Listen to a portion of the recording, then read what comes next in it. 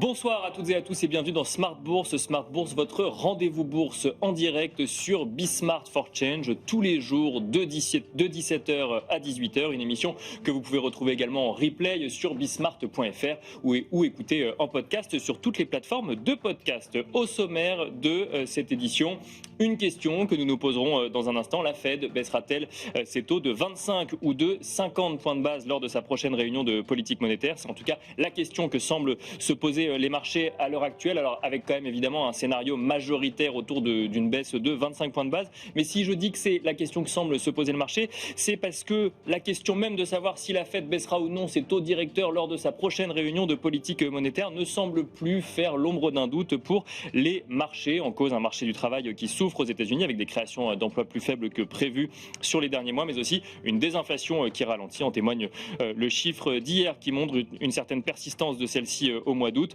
Le scénario d'une baisse des taux donc de la Fed la semaine prochaine qui semble une certitude sur les marchés, à en croire les performances donc réalisées à Wall Street par les grands indices américains. On y reviendra dans un instant. Nous reviendrons également sur les inquiétudes en matière de dette française et sur l'impact que cela peut avoir sur l'économie de la zone euro. Une discussion que nous aurons à quelques heures à peine avant la publication de la note de la France par l'agence de notation Fitch. Une note dont on parle beaucoup depuis le début de la semaine, alors que le budget et la trajectoire de la dette française inquiètent de nombreux économistes. Qu'en est-il lorsque l'on analyse les marchés et au lendemain de la décision de politique monétaire de la BCE? Ce sera une question que nous aborderons avec nos invités. Et puis on parle de la France sur le CAC 40. Justement, Euronext a annoncé hier soir, à l'issue de la réunion du comité scientifique donc des indices, que Tipeee ou Téléperformance de son ancien nom sortira de l'indice le 19 septembre prochain pour être remplacé par Euronext, justement. Euronext dont le titre progresse depuis de près de 30% depuis le début de l'année. Vous en aurez le résumé complet dans un instant. Et puis enfin, dans la dernière partie de l'émission, marché à thème, on se demandera quelles sont les tendances sur le marché des ETF en ce début d'année. Une question que nous poserons à Olivier Malteste, directeur des investissements chez Altéis. On se retrouve tout de suite sur le plateau de Smart Bourse.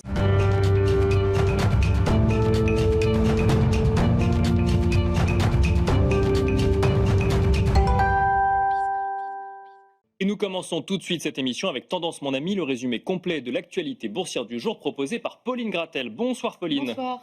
On commence Pauline avec les marchés actions aux États-Unis. Pauline. Oui, aux États-Unis, les indices sont ouverts autour de l'équilibre et restent au plus haut. Le S&P 500 vient de marquer à l'instant un nouveau record. Au Royaume-Uni, le FTSE a inscrit également un nouveau record. Les autres indices européens sont globalement dans le vert en cette fin de semaine.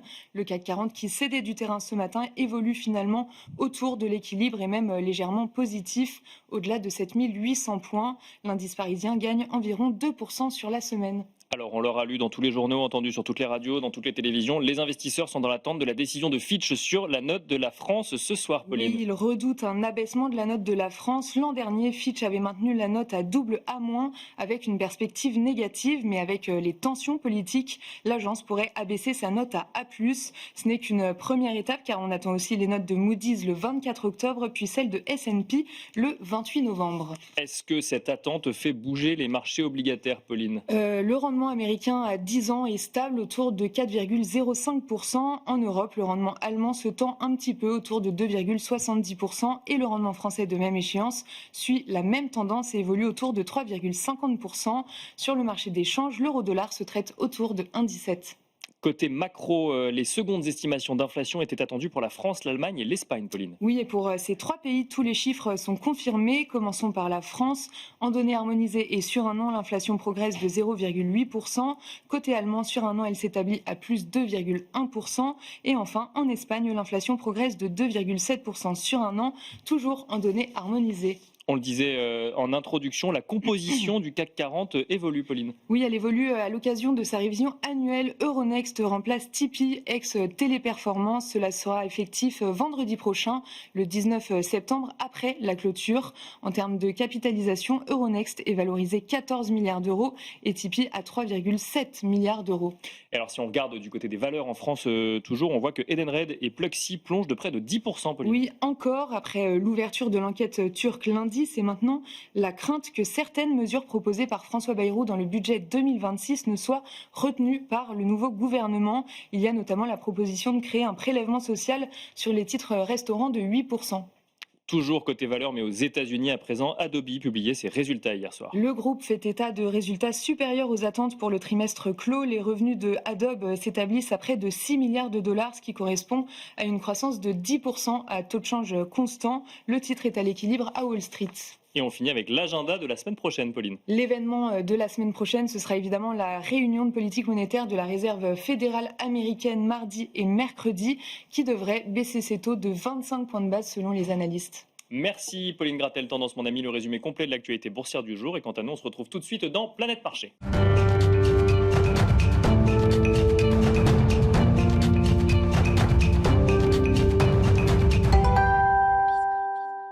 Et c'est parti pour Planète Marché, une quarantaine de minutes ensemble pour décrypter les actualités et les tendances de la planète marché avec deux experts à nos côtés ce soir. Nous avons le plaisir d'accueillir tout d'abord Arnaud Morel. Bonsoir Arnaud Morel. Bonsoir Nicolas. Vous êtes directeur de la gestion sous mandat chez Prompar Asset Management et on a le plaisir d'accueillir également Benoît Pelloual. Bonsoir Benoît Pelloual. Bonsoir. CIO chez Natixis Wealth Management. Je vous propose messieurs de commencer peut-être d'ailleurs avec vous Benoît Pelloual avec le sujet qui est dans la presse depuis une semaine, depuis que le gouvernement Bayrou n'a pas eu la confiance de l'Assemblée nationale sur une thématique budget. Et ce sujet, c'est la notation de la France ce soir par l'agence Fitch. Va-t-on passer de AA- à A+? Est-ce que c'est une inquiétude? Comment est-ce que vous regardez ça? Et comment est-ce qu'on regarde ça d'un point de vue financier, marché, Benoît Pelloual? Du point de vue des marchés, je pense que les dés sont jetés, personne ne se fait vraiment d'illusions, sinon il y aurait des réactions un peu plus stressées, un peu plus tendues dans l'anticipation de la décision. Maintenant, la décision n'est pas acquise non plus, encore une fois, on n'a pas de budget. Donc pour une agence de notation, c'est quand même très compliqué de se prononcer sur la notation d'un pays quand il n'y a même pas de budget. Bien sûr. Donc on ne peut pas exclure qu'il ne se passe rien en réalité. Ça reste un scénario qu'on reste sur la note. C'est tout à fait possible. Est-ce qu'il ne changerait pas grand-chose du point de vue des marchés? En fait, tout le monde connaît la situation, enfin les marchés connaissent bien la situation budgétaire française. Maintenant, dans le raisonnement des agences de notation, depuis assez longtemps, il y a cette idée de dégradation de la perception des institutions, de la capacité à lever de l'impôt. On voit qu'il y a une forte résistance à l'impôt là, qui se manifeste en France depuis quelques temps. Donc ça, c'est des critères effectivement qui plaident pour ça, qui ont déjà été soulignés par l'agence, donc qui pourraient être un élément qui justifie la dégradation. Dégradation ou pas, en réalité, je sais pas si, je doute que ça génère immédiatement un scénario de stress pour les marchés, en réalité. Encore une fois, la situation budgétaire française est plutôt bien connue. Il n'y a pas de... Le FMI n'est pas à nos portes non plus. Encore une fois, quand on regarde la situation budgétaire de la France, mais dans son ensemble, qu'on inclut les ménages, les entreprises, le solde courant, donc vis-à-vis de l'international, il est quasiment à l'équilibre. C'est une vraie problématique des finances publiques. D'accord. Et c'est quelque chose qui va se régler dans le temps, en réalité. C'est quelque chose qui va être assez long. Et donc le scénario de stress immédiat, on ne le voit pas. La dette française se place sans trop de soucis sur les marchés. Néanmoins, il y a un effort qui est très important à faire. Juste quelques chiffres, mais le déficit structurel, donc hors récession, on est autour de 3. Il faut comparer ça au solde qui permet de stabiliser les ratios de dette sur PIB. Le problème, c'est qu'on a une croissance qui est tellement faible, comparé au niveau de taux d'intérêt, ne nous autorise pas à avoir un budget théoriquement, un déficit théoriquement relativement plus élevé que 1% en réalité. Oui, donc l'effort, qu'on fasse un effort de 44 comme c'était prévu avec Bayrou ou de cette descente de plan-là, c'est pas l'enjeu en fait. L'effort, il a déjà été à peu près estimé. On est plutôt d'un effort autour de 120-130 milliards à faire sur plusieurs années pour espérer stabiliser nos ratios de dette sur PIB. Et donc ça, les marchés l'ont déjà bien en tête. Le scénario de stress un peu plus important, à notre sens, il est peut-être un peu plus tard. L'Allemagne a un programme de dépenses considérable ces prochaines années, 850 milliards.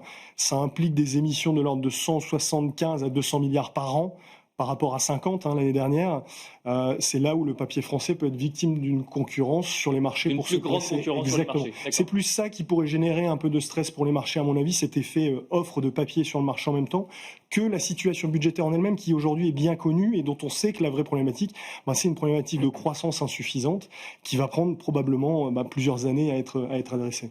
Arnaud Morel, deux questions en une. Donc si je comprends bien, cette notation Fitch, elle est plus symbolique et politique que financière à l'heure actuelle, puisque la situation française est connue. Mais si on met en regard la situation française avec la décision de la BCE de ne pas baisser ses taux hier, avec les prévisions de croissance de la BCE sur les pays de la zone euro, et donc la France qui semble plutôt pas faire partie des meilleurs élèves à l'heure actuelle quand même dans sa participation à la croissance européenne, comment est-ce que vous analysez cette situation ? Comme l'a dit Benoît, aujourd'hui, on a quand même une croissance qui a été revue en hausse sur la partie européenne par la Banque centrale, excusez-moi, hier. Oui. Donc les points importants, c'est qu'on voit déjà que la consommation reprend. Déjà, la France, ça c'est un point positif. La révision, on va arriver péniblement à des 0,6% de croissance économique cette année, mais on va y arriver. L'année prochaine, on sera aux alentours de 0,7%. Donc ça, c'est des points positifs. L'épargne, on voit aussi qu'elle stagne. Ça ne repart pas, les niveaux d'épargne, ça veut dire que psychologiquement, le Français stoppe, on va dire, sa capacité d'épargne. C'est ce qu'on voit sur les 2-3 derniers mois. C'est comme des éléments aujourd'hui qui sont positifs. Donc aujourd'hui, la notation, c'est bien connu par tous les marchés. Ça peut mettre un coup de stress, notamment sur certaines valeurs, on va dire, un peu longues en duration, sur la marché action. Ça, Bien c'est sûr, un point oui. à surveiller. On l'a bien vu au moment où il y a eu l'annonce de Bayrou, quelques stocks qui ont été bien attaqués, mais bien identifiés. Donc, c'est bien un problème qui devient spécifique, moins systémique, on va dire, dans la partie française en termes de stock picking. Donc, ça, c'est les points importants. L'élément important aussi, c'est que la France, c'est l'expert quand même européen sur les émissions obligataires. Donc, c'est un marché qui est quand même bien liquide, avec des durées de maturité bien diversifiées, une densité, on va dire, sur la partie duration, ce qui permet aujourd'hui de ne pas avoir trop de risques si demain on avait des taux qui devaient s'envoler sur la partie française. Donc, on va dire que c'est une dette qui est bien gérée par la France. Donc ça, c'est quand même un point positif. Et alors, je réagis là-dessus. Une dette bien gérée, mais avec une prime de risque supplémentaire, est-ce que c'est une opportunité pour les investisseurs? Aujourd'hui, en tout cas, clairement, sur l'émission de la semaine dernière, sur du 10 ans français, ça a été sursouscrit. Donc, c'est identifié qu'aujourd'hui, quand vous êtes dans des banques centrales, que ce soit aux États-Unis ou en Europe, qui sont sur des baisses de politique monétaire, on est sur potentiellement une baisse de la croissance économique mondiale. La conclusion, c'est que vous avez normalement des rendements obligataires qui vont baisser. Donc, il semble aujourd'hui quand même opportuniste, en tout cas pour les investisseurs. D'aller les chercher. La situation finalement sur les obligations françaises, peut-être opportun, mais en tout D'accord. cas, c'est comme ça que c'est dessiné sur les dernières enchères françaises, clairement. Christine Lagarde qui prenait la parole hier à l'issue de sa réunion de politique monétaire, pas de grande surprise, mais surtout pas de baisse de taux. François Villeroy-de-Galhau qui ce matin dit attention, c'est pas parce qu'il n'y en a pas eu qu'il faut se dire qu'il n'y en aura plus du tout. Comment est-ce que vous l'analysez, vous, Arnaud Morel, sur vos scénarios d'investissement d'ici la fin de l'année? Qu'il est urgent d'attendre. D'accord. Ce qu'on disait en amont de l'émission, c'est que vous avez aujourd'hui 3 baisses de taux qui sont anticipées par la Banque centrale américaine. Vous avez un euro qui s'est apprécié face au dollar de 13%. Vous voyez que dans certaines valeurs, c'est ce qui est annoncé sur les publications semestrielles, que l'impact aujourd'hui de la hausse de l'euro et de l'affaiblissement du dollar, il n'est pas neutre. On voit des sociétés sur Schneider, ils ont révisé de pratiquement 3% leurs bénéfices par action, rien que sur la devise. De facto, aujourd'hui, ce qui était un avantage concurrentiel avec la dévaluation de l'euro sur les 2 dernières années, aujourd'hui peut devenir un obstacle. De facto, ils doivent attendre et se positionner en fonction de ce que fera M. Powell dans les prochaines semaines et d'être attentifs à l'évolution du marché de l'emploi et de l'économie américaine. Parce que si on bouge les taux aux États-Unis la semaine prochaine, ce sera que sur la partie emploi et non inflation. On l'a bien vu sur les chiffres d'inflation qui sont ressortis. On ressort à 2,9, mais on ressort toujours avec une inflation qui reprend une pente haussière sur les 2 derniers mois. Donc c'est le point important. Donc il était très important de ne pas bouger. En plus, de ne pas bouger, pourquoi? En attendant d'aller voir, de voir ce que potentiellement pourrait faire la Fed? Exactement, pour voir un petit peu si on ne va pas avoir une augmentation, une dépréciation encore plus importante du dollar versus euro. Clairement, en tout cas, c'est ma vision en qualité d'allocataire d'actifs et de stock picker. Aujourd'hui, l'observation que j'en fais. Benoît Pelloual, alors on entend des analystes ou des économistes dire attention quand même, quand les banques centrales commencent à prendre des stratégies différentes, c'est jamais bon signe sur la santé de l'économie mondiale. Ce que nous dit Arnaud Morel, c'est peut-être que là, vu que tout le monde s'attend à ce que la Fed baisse ses taux, c'était pas mal aussi de voir que la BCE attende pour se positionner ensuite. Quelle est votre analyse sur justement ces stratégies différentes aujourd'hui, que ce soit du côté européen ou du côté américain? Évidemment, tout le monde, les marchés auront les yeux plutôt tournés vers la Fed et ce qui va se passer avec l'économie américaine, parce qu'en fait, c'est la Fed et l'économie américaine qui font figure d'anomalie en fait partout dans le monde. On a ajusté les politiques monétaires. Si on regarde ce qu'a fait la BCE, le discours de Christine Lagarde est parfaitement logique. En fait, le job est réalisé, c'est-à-dire que on a remonté les taux, l'économie a freiné significativement. Certains pays sont même brièvement passés en récession. On a retour à la maîtrise de l'inflation autour de l'objectif. Elle a un mandat, c'est l'inflation, c'est le mandat, exactement. Et en plus, on voit bien le taux de la BCE, c'est ce qui fait la grosse différence avec la Fed et qui montre qu'effectivement, on a bien resserré la politique monétaire et qu'on a réalisé un atterrissage de l'économie. C'est que les taux de la BCE en réel sont passés assez significativement au-dessus du rythme de la croissance. Bien sûr. Et donc l'économie a atterri. On a un profil, j'ai envie de dire, à peu près normal. Et donc là, maintenant, il faut attendre de voir s'il y a un début de reprise ou pas de la croissance, éventuellement de revenir en soutien si c'est nécessaire. Parce que effectivement, c'est pas forcément acquis. C'est pas forcément acquis parce qu'il y a pas mal de risques sur l'économie européenne. Déjà en interne, effectivement, un contexte politique en France, mais aussi ailleurs, hein, qui génère des comportements d'épargne. On met beaucoup d'épargne de côté. Enfin, c'est un sujet qui dynamise pas fortement la croissance. On a un taux d'emploi, enfin un taux de chômage qui est quasiment à plus bas, donc ce qui montre que l'atterrissage a été réalisé, donc ça c'est plutôt de nature à stimuler la consommation, mais en face, on va avoir l'impact sur le commerce mondial des barrières douanières de l'administration Trump, et on a aussi effectivement le paramètre de l'euro qui s'est significativement apprécié par rapport au dollar et qui de nature à justement faire baisser, à peser sur le rythme de l'inflation. Oui, bien sûr. Nous on n'exclut pas qu'un peu plus tard dans l'année, on ait une nouvelle baisse de taux de la part de la BCE, de façon à essayer d'accompagner un peu ce mouvement de reprise, de début de reprise un peu timide. On a des vents contraires par rapport à ça, donc il y a peut-être probablement matière à justement soutenir un peu le cycle, mais maintenant effectivement tous les yeux vont se tourner justement vers la Réserve fédérale américaine. Et avec en Europe aussi une concurrence chinoise de plus en plus importante aussi, ou l'arrivée de produits chinois qui viennent concurrencer aussi la production européenne, ce qui rajoute au scénario que vous décrivez. Effectivement, ça y rajoute, mais le paramètre de l'euro est quand même très très important. Vraiment, ça c'est un élément considérable qui peut amener ce qu'on appelle un undershooting de l'inflation, faire passer l'inflation sous l'objectif, si d'autant plus qu'on maintient une épargne aussi importante, c'est clairement pas un scénario à exclure. Si je vous suis, Benoît Pelloual, la question d'une baisse de taux la semaine prochaine, ça n'est pas que effectivement un sujet politique entre une pression du gouvernement américain sur la Banque centrale américaine, c'est aussi une nécessité pour l'économie américaine aujourd'hui. Oui, quand on essaye de s'extraire des problématiques politiques d'indépendance de la Fed qui sont bien réelles, hein, mais qui probablement pèseront sur les décisions dans les prochains mois. Mais là, en l'occurrence, effectivement, quand on regarde le marché du travail, il y a matière à baisser les taux. Il faut ajuster la politique monétaire aux États-Unis. C'est peut-être même déjà trop tard quand on regarde l'ampleur des révisions et la photo qu'on a aujourd'hui du marché du travail aux États-Unis. Si on prend en compte les révisions qui ont été réalisées, rien que sur cette année, l'économie américaine n'a pas créé plus d'1 million d'emplois, mais moins de 600 000. C'est pas du tout la même photo. Et ce qui est problématique, c'est le rythme de ces créations d'emplois. Quand on regarde le rythme actuel, en moyenne 3 mois, on est sur un rythme qu'on voit typiquement en cas de ralentissement assez important, voire même d'entrée en récession. Donc ça, c'est effectivement un sujet très important. Ça fait partie du mandat de la Fed. Et donc ce marché du travail, effectivement, ça ne se voit pas trop dans le taux de chômage, parce qu'il y a tout un tas de paramètres démographiques qui entrent en ligne de compte. Mais quand on regarde les relations historiques entre les soft data et ces créations d'emplois, le taux de chômage, il ne devrait pas être à 4,3, mais plutôt autour de 5 aux États-Unis. Donc il y a matière, vu du marché du travail, à ajuster la politique monétaire. Est-ce qu'on peut faire beaucoup plus que 25 points de base et faire un pré-commitment sur la suite? C'est difficile parce qu'il y a la problématique de l'inflation. Et on a une inflation qui n'autorise pas véritablement à baisser les taux. Encore une fois, les chiffres de l'inflation sont tombés tout récemment. On est au-dessus de l'objectif. Qu'on prenne en 3 mois, 6 mois annualisés, 12 mois, on est au-dessus de l'objectif. Et la tendance est à la réaccélération. Quand on regarde l'inflation fondamentale, les services cœurs aux États-Unis, ils sont encore trop élevés, au-dessus des moyennes historiques. Quand on regarde ça par rapport au coût du travail, la dynamique des salaires, elle n'est pas du tout compatible avec une inflation à son objectif, mais plutôt autour de 3. On n'a pas encore regagné la maîtrise de l'inflation aux États-Unis parce qu'on n'a pas subi un ralentissement suffisant de l'économie. Et ça, c'est quelque chose qui peut empêcher la Fed de délivrer plus et de délivrer en tout cas là où les marchés peuvent être déçus, c'est qu'ils attendent beaucoup grâce à ces chiffres de l'emploi, mais l'inflation n'autorise pas beaucoup plus.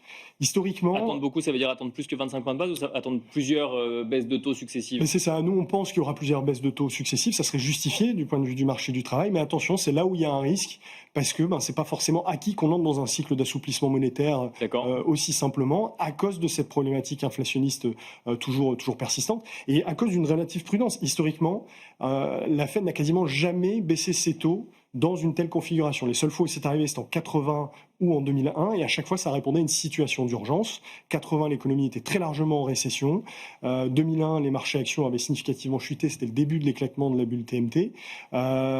Et en 80, notamment, ça a été une erreur. Derrière, l'inflation est revenue très, très rapidement. Donc, on n'est pas du tout dans cette configuration-là. Donc, c'est à garder en tête. C'est pas acquis qu'on ait un assouplissement aussi ample de la part de la Réserve fédérale du fait de l'inflation. Arnaud Morel, assouplissement monétaire de la Fed dans un contexte où les marchés actions aux États-Unis sont au plus haut. On va de record en record. Quel est votre scénario, vous? Bon, je pense que le 25 points de base pour la semaine prochaine, il est acquis. Il est acquis. Oui. compléter un point que, comme le disait Benoît, les JOLTS qui sont sortis il y a une dizaine de jours, donc, ont montré qu'il y avait aujourd'hui plus de chômeurs que d'offres d'emploi. Oui. Une première depuis 2000. Donc voilà, il y a plein d'éléments aujourd'hui qui poussent et activent pour qu'on ait une baisse de 25 points de base. 50 points serait, on va dire, une surprise. Comme on disait précédemment, ce serait peut-être soumis à une pression politique. Je doute que M. Powell agisse comme cela, mais bon, on peut avoir des surprises tout de même. Ou alors on peut se poser la question dans l'autre sens, c'est s'il n'y avait pas eu de pression politique, est-ce que du coup la baisse aurait pu être plus significative ? Le marché de l'emploi, comme tout ce qui a été dit précédemment, montre quand même des signaux de faiblesse quand même importants. Donc ça, c'est les points à suivre. Maintenant, les marchés financiers, ils voient les conditions financières s'assouplir. Dans ce schéma-là, on a une manne de liquidité record sur les marchés financiers et on a le boom de l'intelligence artificielle. Et en plus, vous avez le put de fin d'année qui peut soutenir les marchés avec une baisse des taux directeurs, même 3 baisses des taux directeurs anticipées sur les marchés financiers. Donc, on va dire que le marché se positionne toujours comme cela dans un excès d'optimisme ou un excès de pessimisme. Et là, on est peut-être en bel excès, en tout cas d'optimisme, en tout cas sur certaines valeurs de croissance américaines, avec des niveaux de valorisation qui sont quand même très importantes aujourd'hui. Là, on parle de tech ou pas forcément ? On parle de valeurs technologiques américaines, mais pas que. On le voit aujourd'hui sur des dynamiques. On regarde le S&P 500 aujourd'hui, cette année, c'est 15% de croissance de bénéfices par action, d'accord ? Les 75%, c'est donné par les 7 magnifiques, les 5 plus grandes capitalisations. Et les 493 valeurs font du 2-3% de croissance de bénéfices sur le T2, T3, T4, 25. Donc aujourd'hui, la valorisation, elle est même beaucoup plus exagérée en prime de risque et en relatif par rapport à l'historique sur les 480 autres valeurs. Donc le marché aujourd'hui emmène beaucoup de valeurs sur des niveaux de valorisation très élevés. Après, toute la thématique intelligence artificielle, clairement, vous êtes aujourd'hui, on surfe dessus. Je fais peut-être une introduction. La question sur la bulle va arriver, mais je vous en prie. Après on le voit, c'est sur les publications et ce qui est annoncé. Vous avez aujourd'hui Supermicro qui, à l'Open, prenait 5%. D'accord ? C'était aujourd'hui sur la livraison des racks de Nvidia. D'accord ? Ça ne mérite pas forcément aujourd'hui de prendre 5%. Vous avez la publication de Broadcom qui est très bonne, mais aujourd'hui, c'est le partenariat avec OpenAI, les commandes des milliards qui font que la valeur prend 10%. Sur la publication, en l'état même, elle n'est pas bonne. Vous êtes en dessous en termes de chiffre d'affaires, vous êtes en dessous en termes de bénéfices. C'est la partie cloud qui est en croissance phénoménale, qui aujourd'hui représente 57% du business. Et on voit que ça aujourd'hui. Et c'est ça, c'est une des questions qu'on peut se poser, c'est que finalement on voit des valeurs bondir et s'envoler en bourse. Alors je prends le cas d'Oracle plus précisément, mais sur la base de carnets de commandes, donc de promesses de réalisation de chiffre d'affaires futurs. Est-ce qu'on s'emballe pas un peu dès qu'on voit marqué OpenAI ou AI dans les publications de résultats ? Adobe qui publie ses résultats, je vois que les analyses qui en sont faites, on récupère la phrase du PDG qui effectivement dit qu'ils sont les premiers sur les agents créatifs d'intelligence artificielle. C'est comme ça l'IA arbitre quelque part les valeurs tech aujourd'hui ? Le thème de l'intelligence artificielle est indéniable aujourd'hui, puisque vous regardez, c'est les hyperscalers en grande majorité aujourd'hui qui font tous les capex. Bien sûr. Logiquement, et on le voit boursièrement comment ça se traiter, vous avez toute la partie software aux États-Unis avec des Salesforce, d'Accenture qui coulent en bourse. Pourquoi ? Parce qu'aujourd'hui, ils n'ont pas pris le pas de l'IA. Donc, on peut imaginer dans les perspectives futures de capex sur l'intelligence artificielle qu'on ait toute la partie software qui prenne le relais. Ça, c'est quelque chose d'indéniable. Aujourd'hui, c'est de se dire, est-ce que les capex qui sont mis vont-ils permettre de réaliser les gains de productivité pour les hyperscalers ? C'est la grande question aujourd'hui. Donc OpenAI, aujourd'hui, ça fait l'appui et le beau temps en bourse. Ça amène les niveaux de valorisation sur des niveaux très importants. Vous avez des projets qui sont mis en place, qui sont très importants, de 500 milliards, notamment sur la partie Oracle.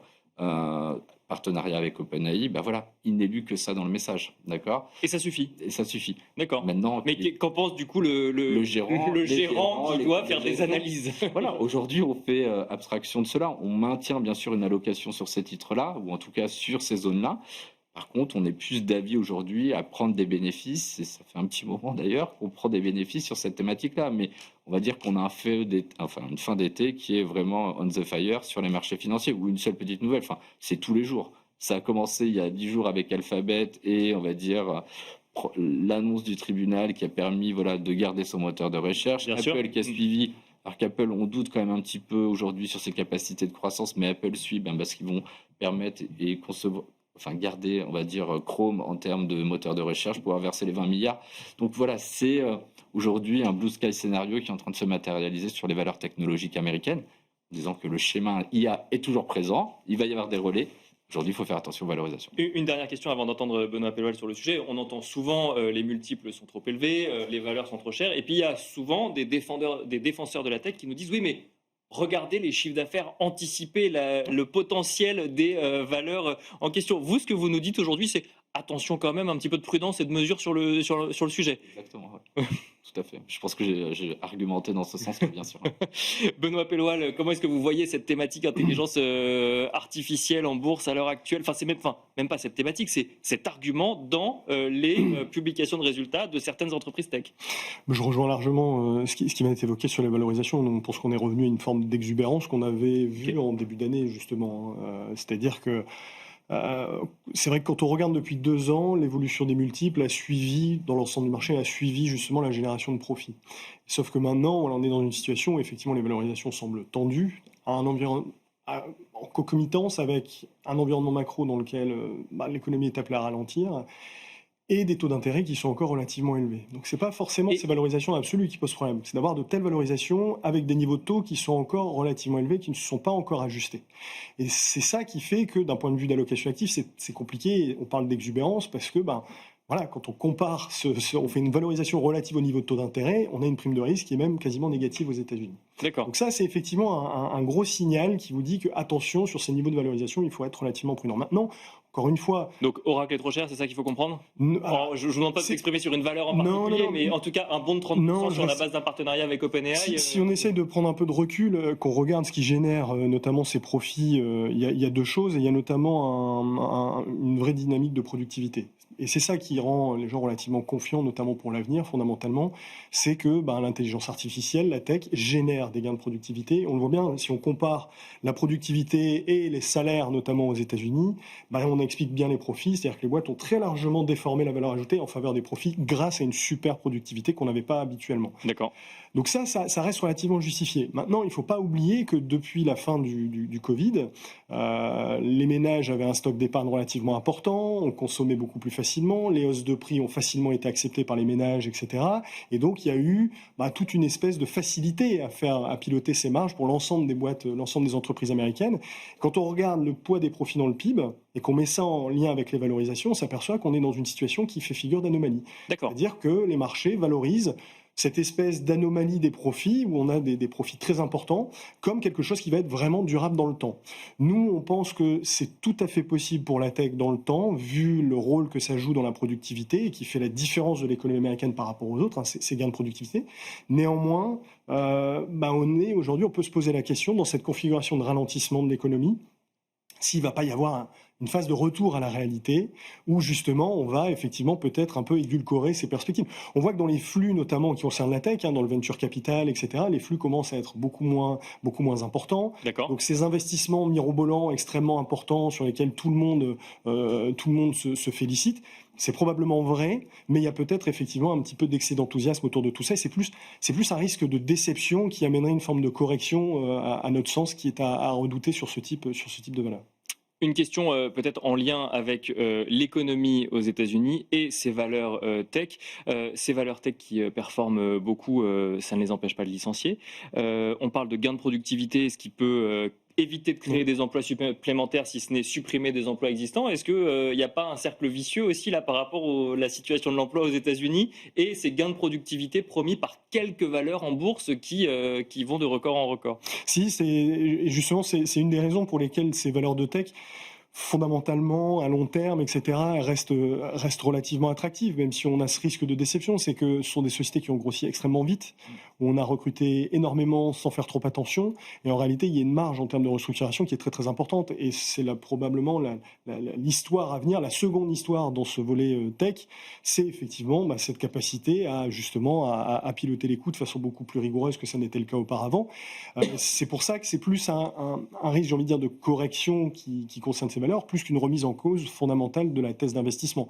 Maintenant, effectivement, si ça rejaillit sur la macroéconomie, ça peut avoir une incidence, oui, effectivement, sur ce qu'on disait tout à l'heure par rapport à la nécessité de la Fed de venir soutenir cette économie et ce marché du travail. Exactement, c'est une des raisons qui fait que d'un point de vue macroéconomique, nous on est depuis très longtemps convaincus que même l'économie américaine, il n'y a pas de magie, elle n'échappera pas à son ralentissement, c'est même nécessaire pour retrouver la maîtrise de l'inflation fondamentalement, et effectivement, ça passera par une remontée du taux de chômage, et c'est la configuration qui est vraisemblablement en train de se profiler.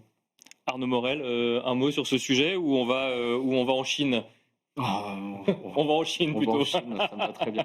On parle de valeurs tech, il y a des valeurs tech qui fonctionnent très bien aussi, également en Chine. Alibaba que vous regardez, je regardais sur un mois, on a gagné près de 20-25% sur la valeur. Est-ce que c'est le retour des investissements sur le sol chinois aujourd'hui, Arnaud Morel? Alors, avec parcimonie, pour les raisons qui ont été exprimées précédemment, c'est le niveau de valorisation du marché américain relatif par rapport aux conditions macro-microéconomiques et tout ce qui a été cité précédemment. Aujourd'hui, vous avez la technologie chinoise qui a un soutien politique important. Vous voyez les tergiversations entre M. Xi Jinping et M. Trump. Vous voyez M. Trump qui taxe aujourd'hui l'exportation des puces de Nvidia de 15%, enfin il doit les rapatrier à l'État américain. M. Xi Jinping entend tout ça. Jack Ma aujourd'hui prend le relais, patron d'Alibaba. Aussi, aujourd'hui, vous avez l'annonce d'hier, on prend l'exemple de celui-ci, et après je vais rétropédaler sur ce qui s'est passé au cours de l'été. C'est Baidu et Alibaba qui annoncent qu'ils sont en capacité demain de produire des puces pour leur système d'information, pour leur AI industriel. Donc ça, c'est des points importants. Et ce qui fait que vous avez une dizaine de pourcents qui sont pris sur les titres d'hier. Et vous avez, suite aux annonces justement de taxes de M. Trump, vous avez le gouvernement chinois qui a mis en place beaucoup d'incentives et surtout a dit qu'il fallait privilégier aujourd'hui les constructeurs locaux de puces, et on a eu une explosion de 50% sur 2 jours de tous les producteurs de puces chinois avec des Cambricon dans lesquels on n'est pas du tout investi, mais c'est important de citer parce que c'est les nouveaux noms qu'on entend et qu'on va entendre un petit peu comme ce qui est arrivé sur l'automobile. Donc c'est important à savoir. Donc du coup, on a fait le choix de diversifier notre allocation technologique US versus Chine. D'accord. Ça, c'est un point important dans les portefeuilles. Parce que la Chine peut devenir un concurrent sérieux sur le sujet tech et un concurrent autonome. Autonome et surtout un gros demandeur qui a énormément aujourd'hui de parts de marché chez des sociétés comme Nvidia, comme Broadcom ou chez Intel. Donc aujourd'hui, c'est où est-ce qu'on en est dans la maturité des produits? Est-ce qu'on a besoin de puces de puissance très très importante pour construire un système d'intelligence artificielle? Ça a été démontré, alors je mets toujours des guillemets, par DeepSeek en début d'année, qui a réussi à monter, il faut faire très attention à ce qu'il dit, mais en un an a réussi à monter un système d'information très performant. Donc c'est un peu ça aujourd'hui. Donc on regarde tous ces titres-là, on aime bien aujourd'hui Alibaba. Alibaba est un conglomérat. En général, on n'aime pas trop ça en bourse. Ça nous va très bien dans les pays émergents ou dans les pays avec une petite instabilité politique, parce que vous avez divers métiers qui sont en capacité de rattraper. Vous avez l'e-commerce, la partie technologique, la partie finance, la partie cloud. Et sur Alibaba, publication fin juillet, c'est les perspectives de croissance sur la partie cloud de la société. On attend sur le T1 2026 36% de croissance. On a fait 24 et on a fait 16 le trimestre précédent. Donc ça, c'est aujourd'hui. On voit aujourd'hui les acteurs chinois démontrer leur force sur cette activité-là. Et elle est là, la guerre aussi technologique, en tout cas hors que commerciale sur la partie-là. Donc ça nous intéresse. Les valorisations, je sais que les valorisations ne font pas tout, mais quand vous êtes sur des acteurs américains qui se traitent à 40 fois les bénéfices, sur un Alibaba, vous êtes sur 10 fois les bénéfices.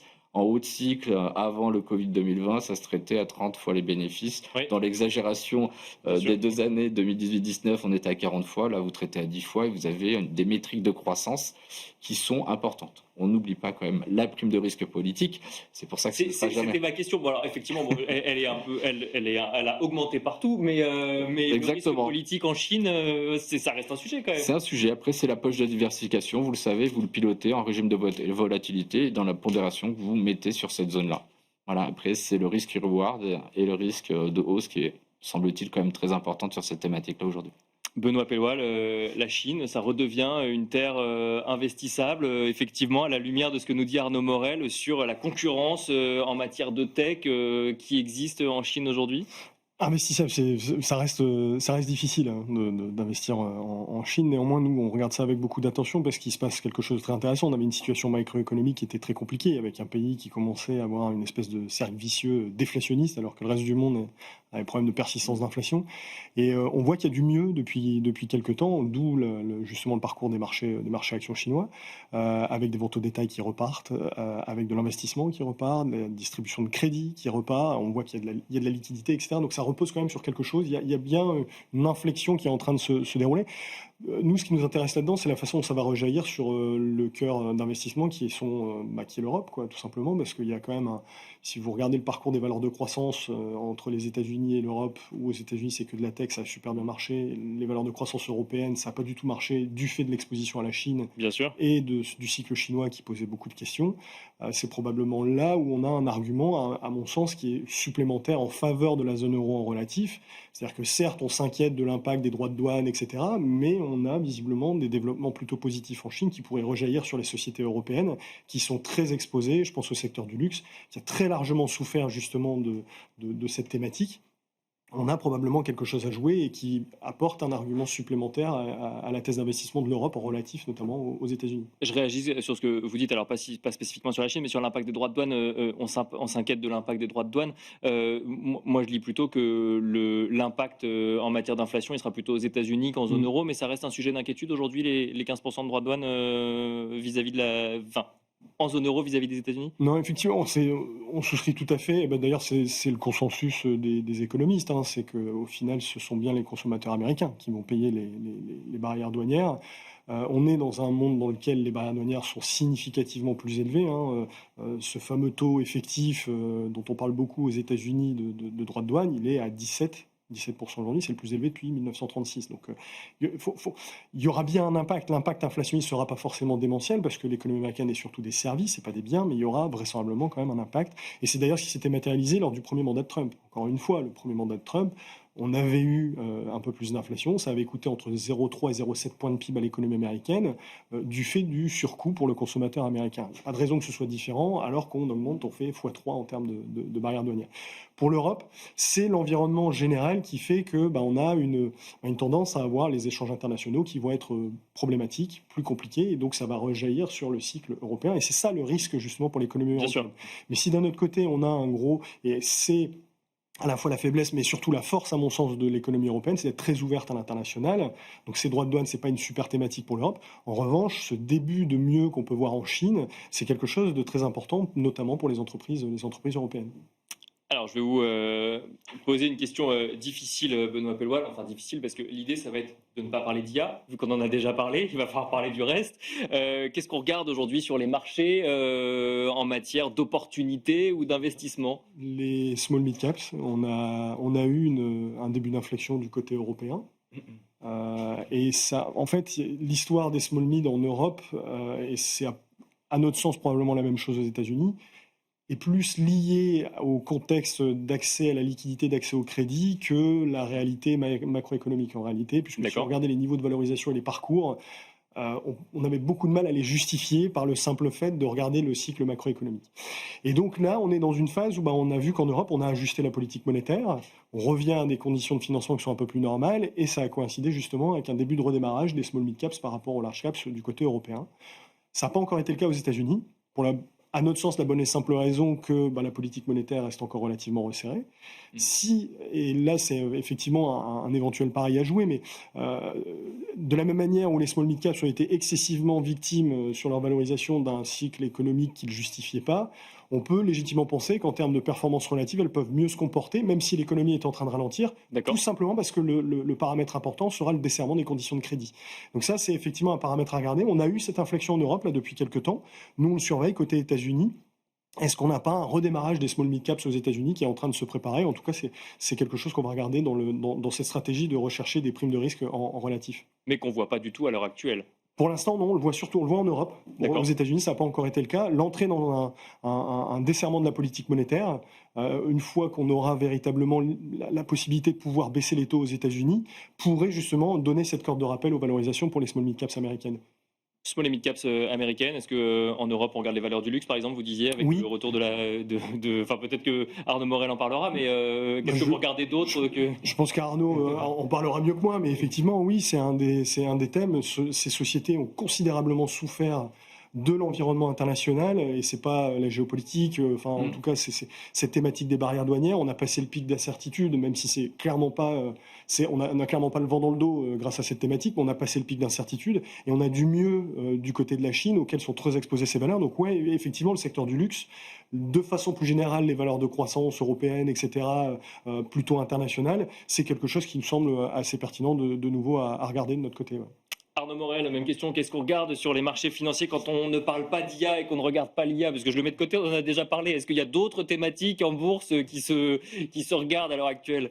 Je valide les small caps, en tout cas européennes, clairement aujourd'hui. Ce qui avait coupé un petit peu l'herbe sous le pied des small caps, c'était l'inflation et surtout la remontée des taux directeurs. Donc là, on voit que les premiers ressentis de la baisse des taux et une croissance qui se tient pas trop mal en zone euro permet aux small caps aujourd'hui de reprendre des couleurs en bourse, clairement, des niveaux de valorisation qui sont toujours décotés en relatif par rapport aux grandes caps, toujours décotés en relatif également par leur moyenne historique des 10 dernières années. D'accord. Et en plus, on pourrait dire, alors c'est un argument qui se prend au pan, difficilement vérifiable encore, mais en tout cas c'est un argument supplémentaire, elle semble quand même un peu immune des taxes douanières. Enfin, clairement, c'est des sociétés qui font leur chiffre d'affaires en zone euro, clairement. Oui. Donc, c'est quand même un point positif. Sur la partie luxe, clairement, c'est très intéressant. Sur la publication de LVMH fin juillet, croissance organique ressort à -3, à peu près, on attendait -1. Et c'est la réaction de marché. Et justement, ça a été, voilà, en tout cas on l'espère, un bottom sur les BPA et un bottom marché sur les cours à 470. Vraiment intéressant. Et on voit toujours cette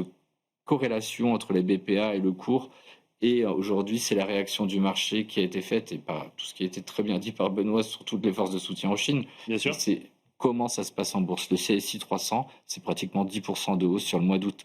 Donc c'est vraiment cette participation des valeurs locales et qui ont des chiffres d'affaires, on va dire, locaux, qui montrent la bonne santé ou potentiellement la bonne santé du consommateur ou la reprise de la consommation interne en Chine, qui pourrait se reporter sur les valeurs du luxe. Et troisième point, c'est que ces valeurs, on les connaît, elles ont quand même un pricing power très important pour être, on va dire, protégées en partie des taxes douanières sur l'entrée du territoire américain. Le point aussi qui est à surveiller, c'est qu'on dit souvent que le marché américain est très concentré. C'est vrai, la perf des 5 premières valeurs, c'est 70% de la performance. En Europe, Stoxx 600 prend le même analyse, il vous en avait 10. C'est un marché plus éclaté en termes de pondération. Les 10 premières positions font également 70% de la performance et dedans vous avez 80% de valeurs, ce sont des bancaires et une valeur française, Société Générale. Ce qu'on pense aujourd'hui et ce qu'on espère par rapport à tout ce qui est dit avec une macro qui se tient à soutien de la politique monétaire, c'est d'aller chercher aussi sur les grandes capitalisations à Schneider qui a souffert, on va dire, de la dévaluation du dollar puisque 40% de son business est fait là-bas. Donc on regarde, les BPA a fait le travail, le cours de bourse a fait le boulot, donc Schneider c'est une valeur qu'on aime aussi. ASML, voilà, le carnet de commandes certes a déçu, mais aujourd'hui si vous voulez être présent, en tout cas en Europe, sur la partie thématique intelligence artificielle, ASML est un acteur indéboulonnable, avec une valorisation pour le coup qui s'est quand même beaucoup décontractée et avec quand même des caractéristiques de potentiel d'amélioration des bénéfices par action qui semblent assez importants et avec une visibilité et un thème majeur d'investissement dans les prochaines années. Voilà un petit peu ce qu'on a. Il nous reste un tout petit peu de temps, Benoît Pelloal. J'ose une dernière question. Je rebondis sur ASML mentionné par Arnaud Morel. On a vu cette semaine donc Mistral AI, première décacorne française, plus de 10 milliards de dollars de valorisation en lien avec un investissement réalisé par ASML. Ce qui est intéressant là-dedans, c'est qu'on parle d'une start-up française qui a été courtisée par des géants américains et qui finalement a réussi à trouver des financements en Europe. Est-ce que ça ouvre la porte à cette idée, ce rêve un peu d'aller chercher des financements européens pour faire émerger des géants du numérique? On aimerait que ce soit le cas. Malheureusement, Mistral, c'est un peu l'arbre qui cache la forêt et je ne pense pas que ce soit généralisable au reste de l'Europe. Mais effectivement, on aimerait avoir plus d'histoires de ce type. Mais le fait est que quand on regarde les statistiques, la plupart des sociétés européennes à un certain stade de leur développement n'ont pas d'autre choix finalement que d'aller aux États-Unis pour accéder beaucoup plus facilement au financement. Donc c'est une très bonne nouvelle, mais je ne pense pas que ce soit représentatif plus généralement de ce qui se passe en Europe. Non. Bon, en tout cas, on peut se féliciter de cette nouvelle, effectivement. Merci à tous les deux. Merci Benoît Pelloal, CIO chez Natixis Wealth Management. Merci également Arnaud Morel, directeur de la gestion sous mandat chez Prompar Asset Management. Merci à vous également de nous avoir suivis. Et on se retrouve tout de suite dans Marché à thème.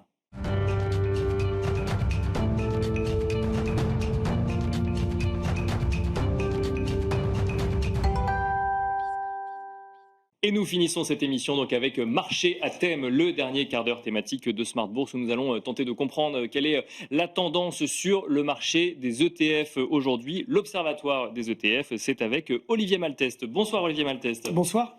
Vous êtes directeur des investissements chez Altéis. On va essayer de comprendre un petit peu ce qui se passe sur ce marché des ETF. On va regarder sur les 2 mois précédents, sur l'été, sur juillet et août. Qu'est-ce que vous avez constaté? On peut commencer par la collecte, tout simplement. On peut commencer sur la collecte globalement des ETF sur juillet et août. On est à 53,5 milliards de collecte globalement sur les 2 mois.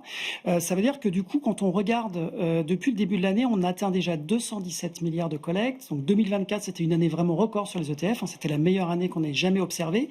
Et à la même période, donc à fin août, on était qu'à 143. Donc là, 217 contre 143, on voit qu'on a beaucoup d'avance. Et même sur l'année, sur tout 2024, on avait fait 255 milliards. Donc on est a priori sur le point de battre sans trop de problèmes, sauf accident, le record de 2024. Et on pourrait même atteindre les 300 milliards et dépasser les 300 milliards de collecte sur l'année. Donc 53 milliards et demi sur le mois, sur les 2 mois, avec 27 milliards en juillet et 26 milliards et demi en août. Une collecte relativement stable. On n'avait que 20 en juin, donc on a une accélération et un retour du coup, une collecte relativement importante sur juillet et août et des volumes relativement stables au global sur l'activité ETF sur cet été. Ça, c'est au global. Si on regarde un peu plus dans le détail, par exemple, c'est quoi les ETF actions qui prédominent largement? Tout à fait. On a toujours une collecte massivement sur les actions. Donc sur l'été, c'est 38 milliards et demi sur les 53 et demi, avec 22 milliards au mois de juillet et 16,5 au mois d'août. Donc une collecte toujours principalement actions. Le mois, donc 10 milliards sur les ETF obligataires globalement. On a eu que 3 milliards, donc c'était une petite collecte sur le mois de juillet côté obligataire et c'est revenu à 7, ce qui est plutôt la norme sur le mois d'août. Donc il y a eu un petit fléchissement en juillet, mais des flux qui sont revenus pendant le mois d'août. Et ça, le sujet ETF, obligations et ce fléchissement, on peut le mettre en regard des questionnements qu'on peut avoir sur une dette française, par exemple, ou pas forcément? Non. Pas des juillets en fait, pas des juillets globalement. Après, on verra un peu plus en détail ce qui a collecté plus en juillet et en août sur les volumes en obligataire, mais par moment, il y a un peu de fléchissement. Et de toute façon, historiquement, on a toujours beaucoup plus de flux sur les ETF actions que sur les ETF obligataires. Et donc, juillet était un peu bas, mais ça arrive en termes de rotation sectorielle. Il y a eu un retour aussi d'envie de risque, globalement, sur le mois de juillet, certainement, y compris via les ETF. Bon, et on voit matière première, effectivement, que c'est beaucoup plus restreint que les 2 autres. Pourquoi? Parce que c'est un petit peu plus spécialisé, peut-être? Alors, c'est ça. Donc, c'est 3 milliards globalement, très peu en juillet, 600 millions et 2,4 milliards sur le mois d'août. Ce qui est intéressant à noter quand même sur les matières premières, où effectivement, c'est pas généralement là où il y a le plus de flux via ETF, c'est que souvent, on a peu de flux sur l'or. Et là, c'est principalement des flux sur l'or. Alors l'or intéresse évidemment, la classe d'actifs intéresse. Une des réactions que j'avais envie d'avoir, c'est que l'or, on en parle assez régulièrement, ça va de plus haut en plus haut, c'est une classe d'actifs qui progresse beaucoup depuis longtemps. L'ETF est un bon moyen de s'exposer à l'or et finalement ça n'a pas porté plus que ça. Non, alors c'est pas historiquement, c'est ce qu'on voit, c'est pas vraiment porté par l'or. On voit que même quand l'or monte, il n'y a pas forcément des volumes sur les ETF sur l'or. Là, c'est vraiment ce qui fait le gros des matières premières. Il y a très peu de volume sur le pétrole par exemple ou sur l'énergie d'une manière générale. Donc c'est vraiment ce qui est intéressant, c'est que là par contre, il y a une collecte quand même relativement importante pour le marché des ETF sur les ETF or et surtout essentiellement du coup sur le mois d'août. Bon, et sur les actions, si je reviens sur les actions, on est plus sur des actions américaines. Alors on est sur les actions américaines, mais ce qui est un retour, on a eu une période justement où étonnamment on avait des rachats même nets en Europe sur les ETF américains. Donc là on a confirmation du retour avec des thèmes relativement classique, donc toujours les grosses capitalisations mondiales, ça c'est toujours ce qui draine le plus de flux. On a un retour du coup sur les grandes capitalisations US, donc ça confirme parce qu'on a eu ça pendant l'été, c'était déjà un retour en juin, mais avant juin c'était beaucoup plus compliqué en termes de volume. On voyait qu'il y avait une envie de sortir un petit peu des actions américaines et certainement des doutes globalement sur la politique aussi américaine au global. L'émergent aussi a toujours été assez recherché en juillet et en août, donc c'est un thème aussi qu'on a vu venir et qui s'est maintenu en termes de flux également sur juillet et août. Il y a un retour aussi sur les valeurs de croissance américaines. Là aussi, on avait eu un moment un fléchissement aussi sur des craintes de valorisation un peu élevées. Je sais que vous en avez parlé aussi avant, bien sûr, oui. on a revu des volumes pendant l'été et au mois de juillet sur les actions américaines de croissance globalement. Donc une confiance qui revient de la part des investisseurs ETF sur le sujet, si je comprends bien. Oui, tout à fait. Enfin, en tout cas, sur le mois de juillet, c'est revenu, les flux sont revenus et donc on a retrouvé des choses un peu plus classiques, ce qui n'avait pas été le cas sur la première partie de l'année où on avait beaucoup plus de volume sur l'Europe et des sorties même qu'on avait vues sur les actions américaines. D'ailleurs, on voit des actions, des rachats aussi, toujours sur les moyennes capitalisations américaines. Donc on voit que ça revient quand même sur les grosses capitalisations. Mais ça reste quand même assez sélectif dans l'univers des actions américaines globalement sur l'été. Du côté obligataire, alors on en a parlé, il y a des préférences quand même de la part des investisseurs? Alors, il y a des préférences et ce qui est intéressant, c'est que sur le mois de juillet, les flux se sont plutôt portés sur les obligations d'entreprise, y compris sur du high yield, donc une recherche de risque sur le segment obligataire plus que sur du côté un peu protégé de souverain. Et au mois d'août, par contre, c'est l'inverse, c'est-à-dire que les flux sont revenus sur le souverain. Et ce qu'on peut noter, et on le comprend, c'est que c'est plutôt sur les durations courtes, que ce soit sur la zone euro ou sur la zone américaine. Donc il y a une recherche et un retour du coup des volumes sur les obligations souveraines, américaines et européennes, mais vraiment plutôt sur des durations courtes, avec certainement l'idée potentiellement de jouer une baisse des taux, et en tout cas pas prendre de risque non plus de sensibilité sur du plus long terme, avec potentiellement un retour de l'inflation, notamment si la Banque centrale américaine réappuie un petit peu, réenclenche ses baisses de taux. Et on voit que les flux vraiment sont venus, et c'est ça qui est intéressant, j'ai trouvé, c'est qu'il y a eu une rotation un petit peu dans des intérêts en termes obligataires entre juillet et août, avec juillet beaucoup plus risqué, donc des volumes plus faibles mais plutôt risqués, et août par contre un retour sur le souverain. S'il y a un sujet dont on parle moins en ce moment sur les marchés financiers, c'est bien l'ESG qui a été remplacé par l'armement, puis maintenant les questionnements sur effectivement l'intelligence artificielle ou les politiques des banques centrales. Qu'en est-il en matière d'ETF, les investisseurs en ETF? Qu'en est-il des flux ESG que vous constatez? Alors on est revenu, donc c'est le troisième et quatrième mois pour l'été de positif en termes de collecte, puisqu'on avait connu 3 mois négatifs. Donc 3 mois de rachat net en termes ESG, donc ça fait 4 mois maintenant consécutifs que les flux redeviennent positifs. Par contre, ce qu'on peut remarquer, c'est qu'ils sont relativement faibles, toujours globalement. Il y a toujours une grosse différence entre les volumes sur les ETF actions et les ETF obligataires. C'est-à-dire que sur les ETF actions, c'est très très faible. Si on regarde la part des souscriptions et de la collecte nette positive qui vient sur les ETF actifs, pas actifs, mais qui prennent en compte les critères ESG, donc extra-financiers, on n'a eu que 9% globalement sur le mois de juillet, ce qui est très faible. Ce qui est très faible, L'ordre de grandeur est plutôt en termes d'encours à 19 ou 20%, donc 9, on est très en dessous, et au mois d'août, c'est même inférieur à 4%. Donc c'est vraiment presque anecdotique. Les flux sont positifs, mais ils sont anecdotiques. Sur la partie obligataire, c'est beaucoup plus important, puisque en juillet, on a eu 60% des flux qui se sont concentrés sur les ETF qui prennent en compte les critères extra-financiers. Donc on était sur du coup plutôt des obligations d'entreprise et plutôt des flux vers les obligations d'entreprise. Et donc les investisseurs, par contre, prennent en compte les critères extra-financiers sur le côté obligataire. Et c'est redescendu un petit peu, mais ça reste important, 26% sur le mois d'août, donc plutôt au-dessus des parts de marché. Donc, ce qu'on voit, c'est que c'est toujours très très faible globalement. C'est encore plus faible du coup sur la partie action. Par contre, sur la partie obligataire, ça reste relativement soutenu, notamment lorsque les investisseurs vont vers des obligations d'entreprise. Évidemment, parce que c'est toujours plus difficile de faire de l'ESG au niveau souverain, bien sûr, prendre en compte les émissions carbone. Et ça, alors effectivement, ça n'apparaît pas sur le graphique, mais ça peut s'expliquer parce que c'est une réelle demande des investisseurs ou parce que l'offre est peut-être plus structurée aussi sur la partie obligation d'entreprise. Certainement, oui, certainement, parce que ce qu'on voit globalement, c'est que la demande fléchit sur l'ESG, c'est ce qu'on voit et c'est ce qu'on observe. Surtout depuis 2022, qui a marqué un temps d'arrêt, puisque c'était l'année où il ne fallait pas faire de l'ESG, il fallait faire plutôt de l'énergie carbonée. Bien sûr. Et donc, ça a vraiment marqué en termes de performance. Et donc, il y a eu un flux qui a vraiment fortement baissé. 2023 était plus compliqué aussi, parce que c'était vraiment l'année tech. Et donc, souvent, les problématiques et les environnements, les stratégies ESG excluaient une partie des entreprises tech. Et ce qu'on voit, c'est que ça a du mal à revenir, alors que les années précédentes étaient très, très bonnes. Et on voyait vraiment un flux très important, une part très importante des investissements qui allait plutôt vers l'ESG. On voit que ça a fléchi et que ça continue du coup de rester compliqué en termes de demande globalement par les investisseurs.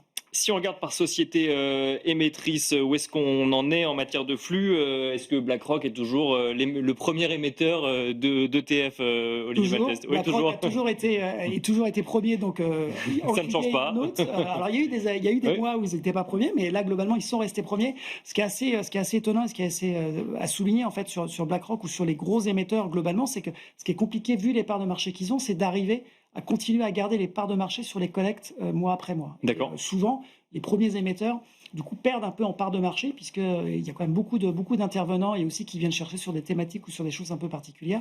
Et là, sur juillet et août, les volumes de BlackRock sont en ligne, un tout petit peu en dessous, mais vraiment proches de leur part de marché, ce qui est quand même un résultat relativement important. Si on regarde sur tout l'été, DWS arrive en deuxième position, alors qu'ils sont troisième en termes d'encours, donc c'est plutôt un bon été pour DWS. Amundi troisième. En fait, Amundi a fait un bon mois de juillet et un peu plus en retrait sur le mois d'août, puisqu'il se place que septième globalement sur le mois d'août en termes de collecte. alors que c'est le deuxième en termes d'encours sur le marché européen. Et donc voilà, donc depuis le début de l'année, on a donc BlackRock toujours premier, Amundi deuxième, Vanguard qui arrive à prendre la troisième position et DWS quatrième. Donc on voit des collectes qui sont relativement en ligne avec les tailles. Avec juste Vanguard qui depuis le début de l'année fait quand même une bonne année et arrive à se placer en troisième position, au-dessus de son classement en termes d'encours. C'est le même constat sur l'ESG en matière d'émetteurs ESG Non, alors sur l'ESG, c'est tout à fait différent. C'est aussi pour ça qu'on sépare, parce que ça nous intéresse de regarder. Alors, BlackRock est premier. D'accord. Pas toujours le cas, là, pour le coup. Ils sont premiers à la fois en août et en juillet, et à la fois depuis le début de l'année. On a BNP qui est deuxième depuis le début de l'année. Donc, on sait que BNP fait très attention à avoir une gamme vraiment très, très en lien avec l'ESG, très actif sur le côté ESG. Ils arrivent, du coup, à être deuxième depuis le début de l'année en termes de collecte, alors qu'ils sont cinquième en termes d'encours, spécifiquement sur l'ESG. JP Morgan est quatrième depuis le début de l'année. L'année dernière, ils avaient été premiers. Ils étaient très, très bons, très, très actifs sur l'ESG. Donc, on voit aussi qu'il y a plus de rotation globalement sur le thème de l'ESG en fonction des thématiques un peu plus à la mode ou un peu plus du moment. Et on voit qu'il y a un peu plus de mouvement. Fidelity, par exemple, qui est un acteur un peu plus petit sur le thème de l'ETF, est troisième du coup sur l'été et troisième depuis le début de l'année en termes de collecte ESG. Un mot peut-être sur les lancements d'ETF. Qu'est-ce que vous avez constaté, Olivier Maltès, cet été? Est-ce qu'il y en a eu plus? Est-ce qu'il y en a eu moins que sur les mois précédents? Alors, il y a eu 43 lancements sur l'été, donc c'est relativement important. C'est dans la moyenne plutôt positive. Ce qui est intéressant de noter, c'est qu'il y en a eu 35 en juillet, donc un mois de juillet très actif, uniquement 8 au mois d'août. Ce qui n'est pas forcément lié aux vacances, puisque après, une fois, ça prend du temps à structurer, à lancer, donc voilà. Mais en fait, on a eu un mois de juillet très, très actif et un mois d'août un peu plus calme en termes de collecte. On a 33 ETF actions, 10 ETF obligataires. Et ce qu'on regarde aussi, ce qu'on aime bien regarder, c'est si les émetteurs continuent d'émettre aussi sur la problématique et les questions ESG. Donc, on a 6 ETF qui prennent en compte des critères extra-financiers qui ont été sur les 43 qui ont été émis et donc en termes de nouveaux ETF. Donc toujours beaucoup d'actions, toujours un petit peu de ESG et un mois de juillet beaucoup plus actif que le mois d'août, mais globalement une bonne facture en termes de création de produits. Et alors comment est-ce que vous vous positionnez vous chez Altéis dans ce contexte? En termes de positionnement, alors on est prudent depuis plusieurs mois, on reste prudent depuis avril-mai en fait, notamment parce qu'on a trouvé que le rebond action était un peu violent et un peu rapide, étant donné le contexte un peu économique. Donc sur les profils qui sont diversifiés en termes d'actions-obligations, on a tendance à surpondérer un petit peu les obligations. En termes d'actions, le dernier mouvement qu'on a fait, c'est de sortir et d'arrêter notre surexposition sur les valeurs européennes, de manière à se protéger un peu des actions françaises. Finalement, on a un Premier ministre plus rapidement que prévu, mais on n'est pas complètement à l'abri d'une dissolution et on attend évidemment la notation de Fitch. On se dit qu'il pourrait y avoir un petit peu de volatilité, donc on a pris nos gains sur la surexposition européenne qui était plutôt bien vue. On reste aussi défensif sur le côté action américaine, puisqu'on garde une partie en equally weighted pour limiter un petit peu le poids des valeurs technologiques. On se dit que si on a raison sur le fait d'être prudent globalement, les valeurs qui pourraient souffrir le plus seraient les valeurs technologiques qui ont le plus performé, qui sont les plus chères en termes de valorisation. Donc on est plutôt prudent. Sur la partie obligataire, pareil, on essaie de diversifier un peu plus la partie obligataire d'entreprise en retirant et en baissant un petit peu aussi le poids des entreprises françaises, toujours pour traverser un petit peu cette période d'incertitude. Et vous serez à Patrimonia. Exactement, on sera à Patrimonia dans 2 semaines, donc on sera Hall 48, H48 pour les gens qui veulent nous voir, les CGP notamment pour expliquer notre offre et les solutions qu'on a à proposer de manière à utiliser les ETF pour les CGP, les multifamily office notamment. Et donc n'hésitez pas à venir nous voir et à prendre même rendez-vous avant si vous voulez en nous contactant directement sur les réseaux pour bloquer un créneau. Ce sera avec plaisir qu'on pourra vous présenter cette offre Altéis. On suivra ça à Bismart également à Patrimonia. Merci beaucoup Olivier Maltès, Merci beaucoup. Directeur des investissements chez Altéis. Merci à vous d'avoir suivi Smart Bourse en direct et je vous donne rendez-vous lundi à 17h pour un nouveau numéro de Smart Bourse en direct sur Bismart for Change.